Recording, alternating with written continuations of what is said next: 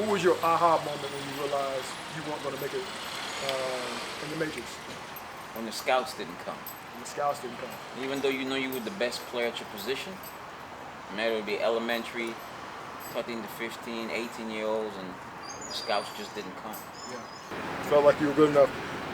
What did you feel like you did to prepare yourself when you had that dream of going pro? What were you doing that you felt like was going to give you a chance to go?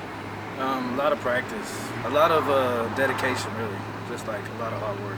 Give us some ideas of what that looks like, because hard work is being thrown around quite a bit as far as student athletes are concerned, but when you say hard work, what does that mean? Really it starts with making sacrifices as far as like partying, clubbing. You have to separate yourself from the pack and put in hard work constantly, and that's always going to pay off for anything. What do you feel like was your aha moment when you realized, you know what, I may not make it? Talk to us about that.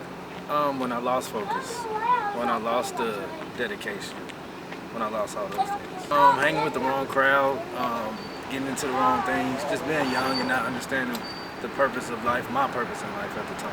So, just those things. What do you feel like you did during that time of wanting to go pro that separated you from those that wanted to go pro as well? Like, how were you applying yourself? How were you equipping yourself to go pro? Just focusing on the game, staying out the streets emotionally, just taking care of what I got to take care of, stuff like that. When was your aha moment that you weren't going to be playing as a professional athlete? Talk to us about that. Probably just when I realized, so freshman football in Virginia, ended up getting a concussion, so I kind of stopped playing, moved to Oklahoma, and then I realized, oh yeah, it was fun playing baseball and basketball, just wasn't in the future, just, sitting on the bench, not a bad thing, of course, coming off the bench, just knew I wasn't the best on the team, and if I was the best on the team in high school, I probably wasn't going to go pro. Mm-hmm. What was that aha moment when you realized I may not be able to make it, or I'm not going to make it?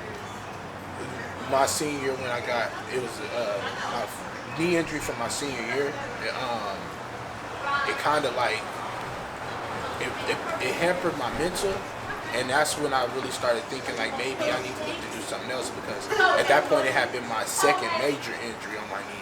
And then, that doesn't really go too far with defensive line and offensive line. So it was like, I might need to go ahead and try something different now.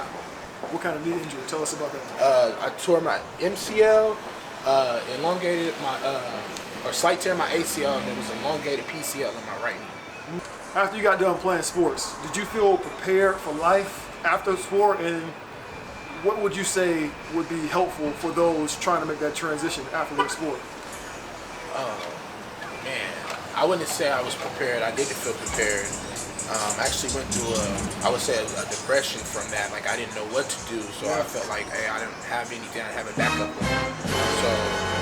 So, I didn't feel prepared.